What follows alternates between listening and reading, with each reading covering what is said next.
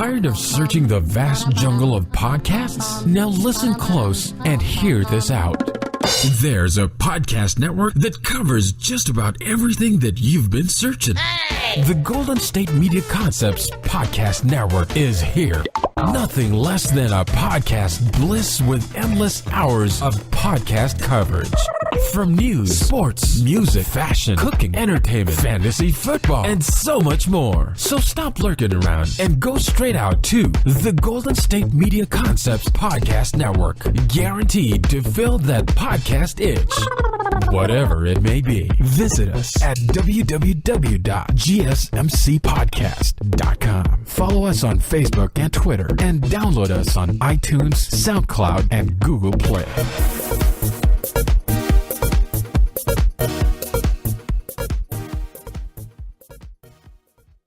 Still on the search of that one true love?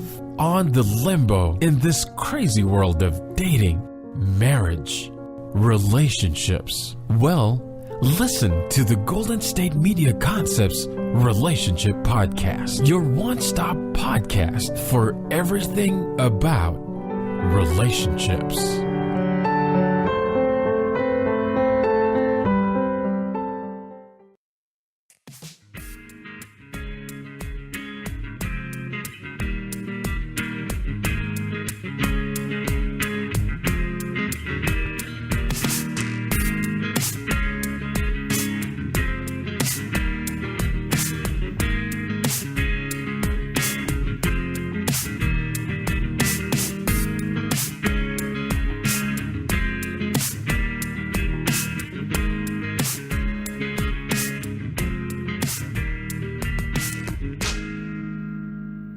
Hello and welcome to Golden State Media Concepts Relationships Podcast. I'm your host, John Johnson, and thank you for joining me. Today I'm going to talk about something that I touch on every now and again, and it's about healthy boundaries. I'm prompted to talk about this. I have a friend who I just got off the phone with and was kind of giving some coaching, some things to consider, because after listening to them for a little while, it really sounded like it was a boundary issue. It was just, they have a family member who has had some problems, and, they just kind of want to jump in and start working on it and solving it. Well, this family member has got some age under their belt, and it's really one of those things where you can't rescue that person. That person has to go through their experience and learn to correct it for themselves. So I'm going to touch on this because the boundary thing is something that I've had to learn in a different way, but I thought about this and wondered why I had a challenge with healthy boundaries. And when I think back to my childhood, this is kind of where things start for us. We're raised a certain way, we have a certain sort of experiences, and that teaches us how to behave. And what sometimes doesn't happen is whatever concepts we first learn, they don't necessarily mature with us. Sometimes you get it right in the beginning, meaning whatever examples were set for you. But let me give you my experience. My experience is my mother raised me, and my mother was a very loving, very giving person, and everybody loved her. She was a very easy person to get along with, had boundless love, boundless energy, and really enjoyed doing things for other people. And I admired that because I saw how people responded to her, and people were very grateful, and she was very accepted. Well, wanting to emulate that sort of behavior or that sort of response from other people, I would do the same thing. Be helpful, had boundless energy, and just enthusiasm for doing that. But the difference is I was a young person, and, getting older into my teens and early 20s, and you can spend a lot of time being a gopher for someone and doing lots of things, but not having established healthy boundaries around these things obviously led me into situations in which I got used. And obviously emotionally that's hurtful, but when it was happening, a lot of times I didn't realize that's what was going on. I was being used. And I had to think about why that happened. Well, my model for the behavior I had was an adult, but I was had a child's mind interpreting that. So when my mother was teaching me about love and compassion and spirituality in the way that I grew up understanding it, it was definitely very appropriate. But also, my life's experience needs to be reflected in this. And it was over time, I began to have to examine what the outcomes were. And I was feeling a little overextended, feeling unappreciated. And I would go from situation to situation and these things would repeat themselves. Well, what was happening is I had not established healthy boundaries, and I had to find out where those limits were. And that was one of the healthiest things that I could do. Now, if any of this resonates with you, I hope that this is going to give you some guidance. If you haven't already gotten there, if you've already worked this thing out, great. I'm happy for you because you've obviously done your work, and it probably took a few experiences to get there. But if you're struggling with something like this, then maybe this could be a template for you to kind of correct something that's been troubling you for a while. Because the reason you want to establish boundaries is it helps you mentally. There's a quality of life issue that could be surrounding this. For example, if you're a person who seems to, let's say you have lots of money, or maybe not a lot, but just have enough to be able to do the things that you're doing for yourself, and you're always lending or loaning your resources to other people because you seem to have plenty. I have to ask, when you do something like that for someone else, what do you get out of the experience? Is there an opportunity for you to be able to feel some sort of reciprocity? I mean, do they reciprocate? Do you feel that they will be there to cover your back, to help you out if something happens? Because there is that gift of being able to do things for other individuals because you can. But it's also important to understand when you are being used, and establishing boundaries helps to limit that. And if in the case of when you loan something to someone, I'm emphasizing the word loan, whether it's a tool, whether it's money, or whatever, establishing up front what the limits are, because if the limits are violated, then you have to be willing to say, okay, these are the consequences. Because remember, you are protecting yourself. You're protecting your self-interest. And I want to give you the validation that that is perfectly okay, because you are responsible for yourself. You are not responsible for other people.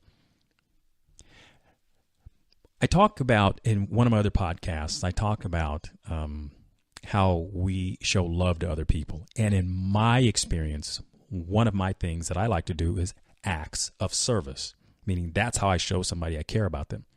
And I love doing things. I love doing favors. I mean, I have a lot of this knowledge in my head, trivial sometimes, about how to do lots of things in life, whether it's fix a sink or work on a sprinkler, fix a car, work on your life. These are the things that I love doing. And I seem to have boundless energy to do these sorts of things. But what's also important for me in my life is to manage my own situation, my own circumstances. See, I'm not a success if I don't manage my own life, you see. Helping other people get to where they want to go is great. But I have to be an example for myself as well. And sometimes early on, I was very challenged with managing my own affairs. So I had to learn boundaries and set limits on things so that I could manage to have some sort of personal success, so that I wasn't allowing myself to be lended out or be used. And again, if this resonates with you, my listener, then remember, this is about setting boundaries, because emotionally, you can find yourself bankrupt if you don't. Because there are times in certain situations where people will depend on you, and then you won't have what you need to be able to work those situations. And those are of value to you as well. You see, you make deposits in your own bank, and let me describe it that way, when you can establish a boundary with other people, and sometimes with yourself, because you're teaching yourself that you are valuable also. You want to do that because how you treat yourself, how you allow other people to treat you, all of these things are significant. The conversation I had with someone today about establishing boundaries had every bit to do with how much emotional energy that they are going to expend because of the burdens that these other individuals are putting on her. And that's what's sad, because now this emotional roller coaster is going to possibly put her into a place of depression. And this is a boundary issue. This isn't something that needed to be medicated. This is really a boundary issue. And learning to establish limits, emotional limits, will then help her survive not only this situation, but other situations going forward. And it does require some thought, but I think it can be done. I'm going to take a break, and I'll be right back. Stay tuned.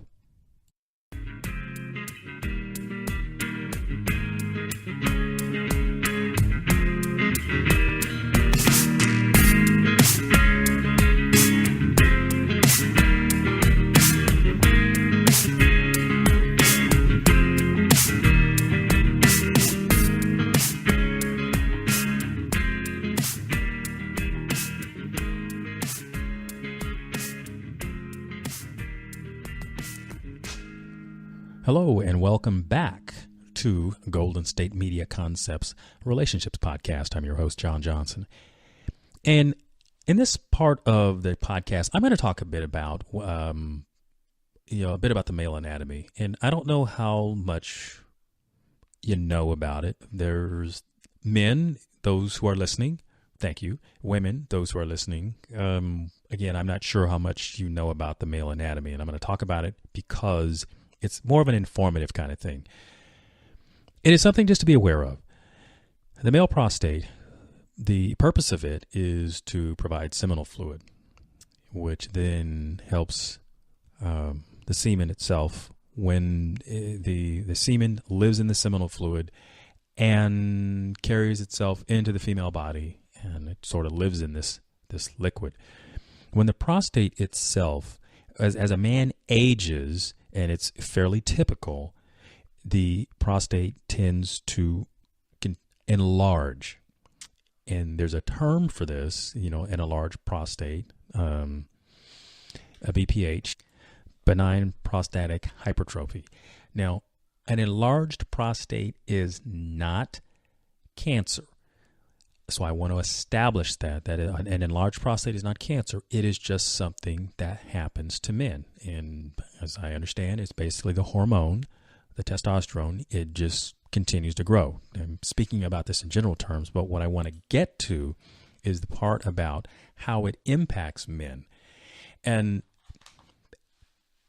the younger men obviously don't generally tend to have the problem. And it's usually something that happens in men as they get a little older. But I'm sharing this information with women because women, obviously, you date men at various age ranges. And if you're dating a man who's a little older, let's say, mid-40s, his 50s and beyond, then you may begin to experience something like this. And if you know what some of the symptoms are, then you may actually be able to help and encourage your man to deal with this. And if you're a man and you are experiencing these things, I'm going to encourage you to go to your doctor, get treated. And if you are a young man who is listening to this podcast, this is something for you, for your awareness. So here's the point.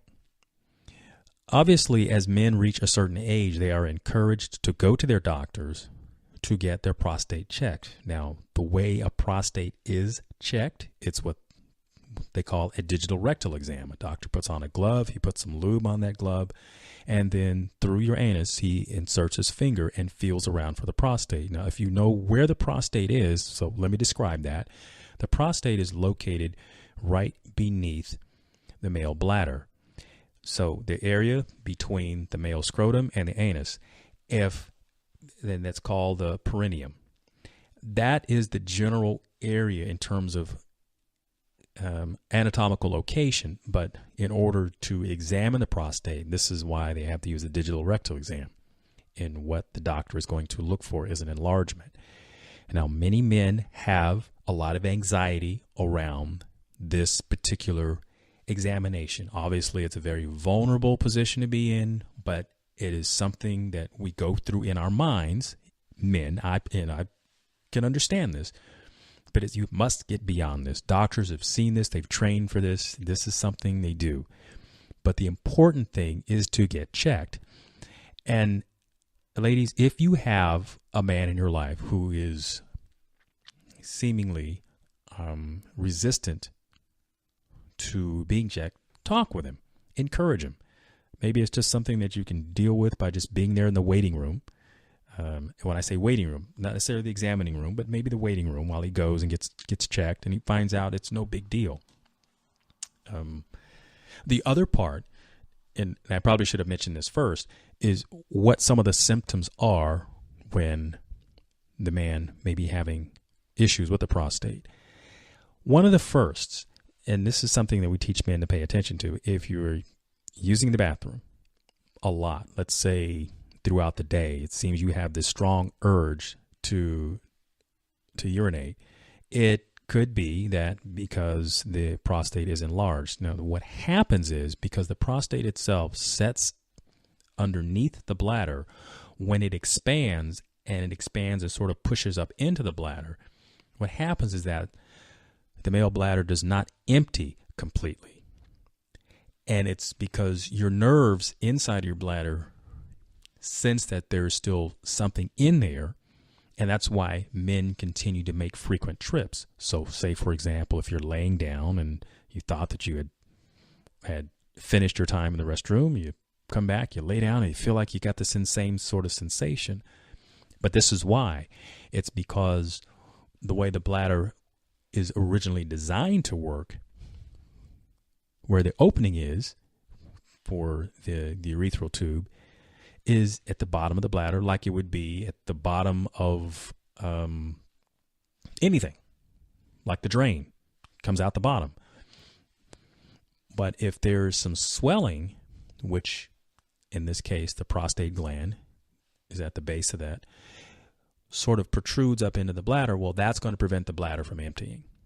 And this sensation of having to go to the restroom several times, obviously it's very inconvenient. If you're traveling, you might have to stop frequently. Or if you're laying down, you may have to get up several times a night. These are just some of the general overall symptoms that men experience. In some cases, men can feel pain. They can feel a pain in that area, which I described, called the perineum. If this is you, or ladies, if this is something that your partner is describing, you need to go to the doctor, get it checked. There are medications that are designed for the purpose of reducing the size of the prostate. Now, why people would ignore something like that, that's for a whole different subject to talk about. But I'm talking about getting treated. And it's a relatively easy something to treat. This is doctors, they're professionals. They can handle this one. This is an easy one. Sometimes I think the reason that they don't go is because they're afraid of what they may find out. Well, that's certainly something that we have to learn to get past. Because if it is something that's more serious, the logic is the sooner we know, the more time we have to deal with it, solve the problem, and provide that it won't become more serious. Well, if it's something that is serious, it only becomes more imperative that we face it so that we don't run out of time in order to deal with the problem. So I'm just addressing that philosophically, but I mean, you get the logic of what I'm saying. But back to the symptoms that I'm describing. There are medications that you can have to treat this. And again, ladies, those of you who are listening, pay attention to your man, because there are things that sometimes men won't talk about, but they need to find an opportunity and want to be able to have trust in their partner, that would be you, to help them get over the anxiety of these sorts of things. Because along with that, and this could be a symptom, men have sexual performance issues around this subject of an enlarged prostate. it affects their ability sometimes to even be sexual or to have an orgasm or things like that. And as a woman, if you happen to have some sort of feeling like your man is not, say, performing as well as you kind of know him to be able to do so, then you might ask him, how's he feeling? And if there is some indication of some of the things that I've talked about, then it really is time to get checked. But we need to get over the mental part of wanting to avoid dealing with the problem, because that only makes it worse. I mean, I've talked to my doctor about a number of things, for topics, and also just to be aware of my own general health.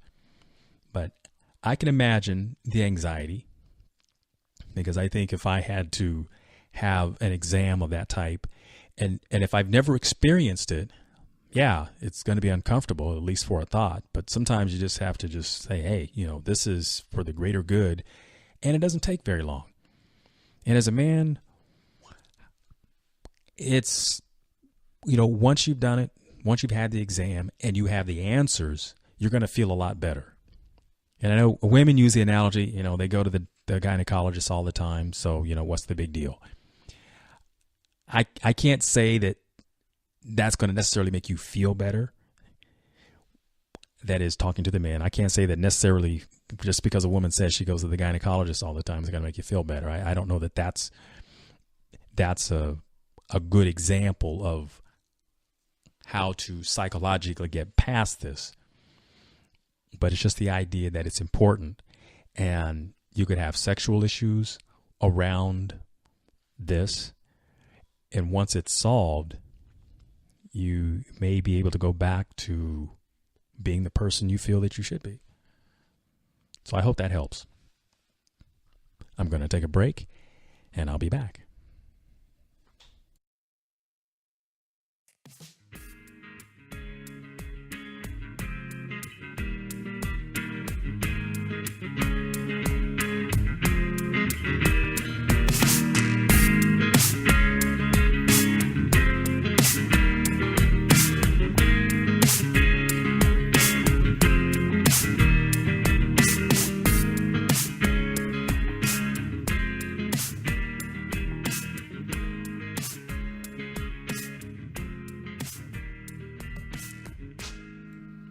Hello and welcome back to Golden State Media Concepts Relationships Podcast, where we talk about everything regarding relationships.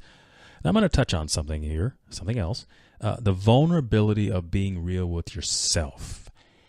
And I'll tell you what prompted this. I can remember an episode in particular that's happened in my life. I had decided not to continue to be in a relationship with a lady.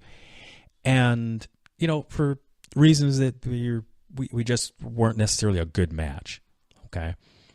And I remember feeling okay about the choice, about the decision that I had made to let go. Now, obviously I hadn't moved on yet, but I had decided that, that relationship wasn't great for me.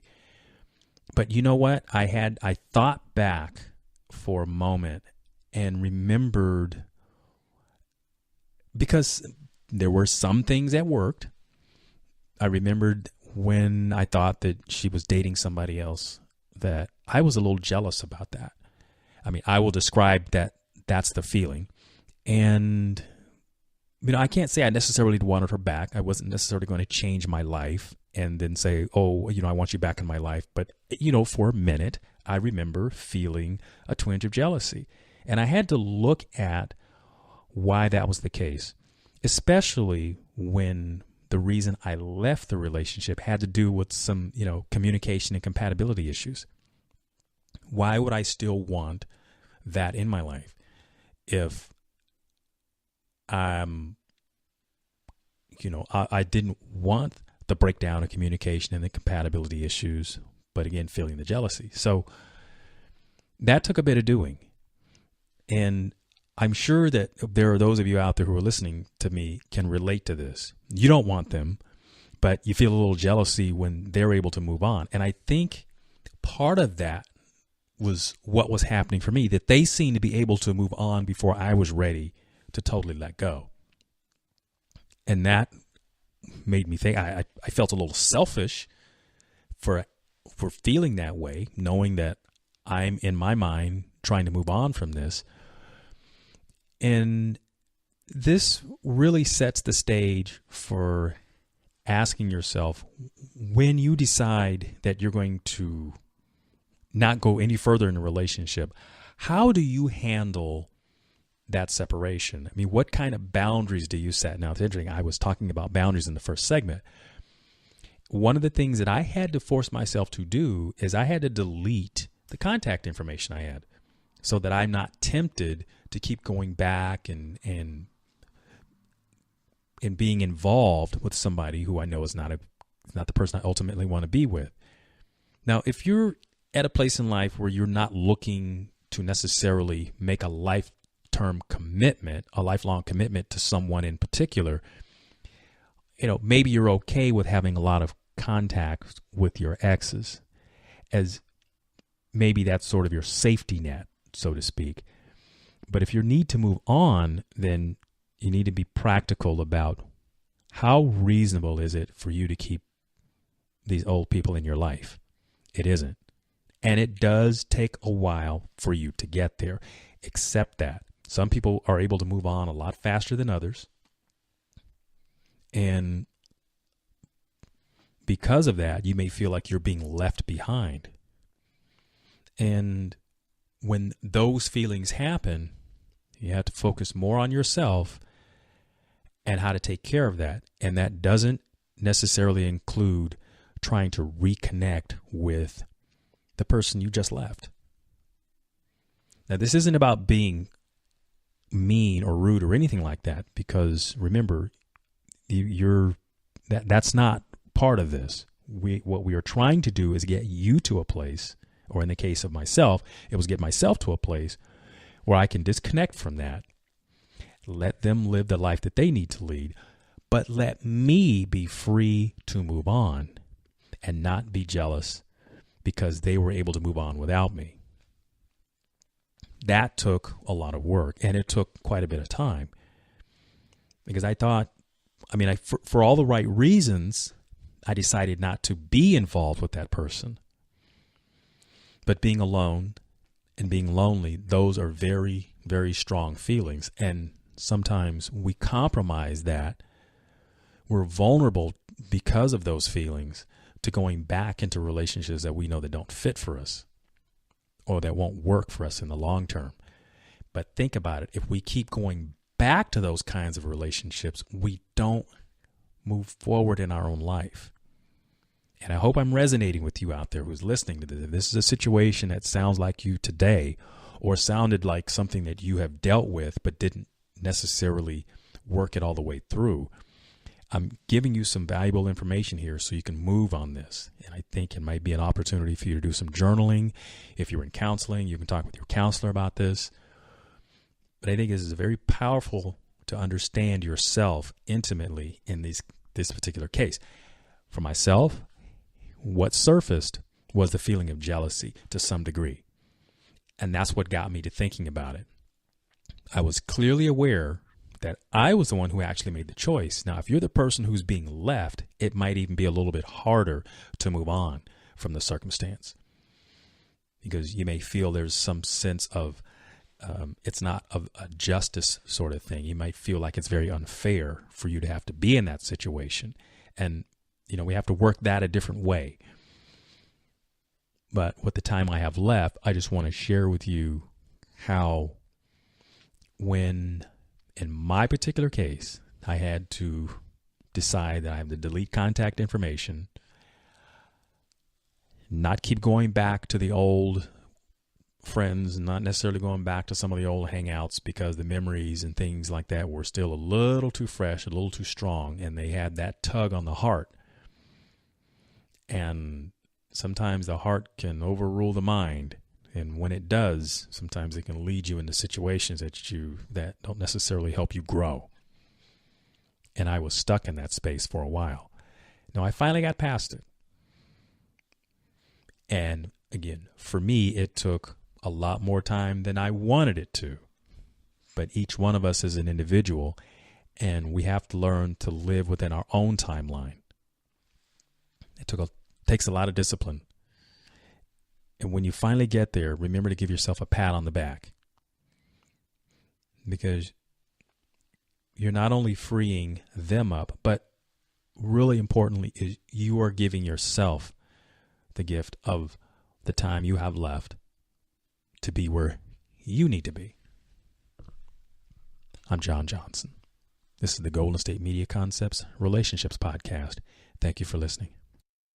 You've been listening to the Golden State Media Concepts Relationship Podcast, part of the Golden State Media Concepts Podcast Network. You can find this show and others like it at www.gsmcpodcast.com. Download our podcast on iTunes, Stitcher, SoundCloud, and Google Play. Just type in GSMC to find all the shows from the Golden State Media Concepts Podcast Network, from movies to music, from sports to entertainment, and even weird news. You can also follow us on Twitter and on Facebook. Thank you, and we hope you have enjoyed today's program.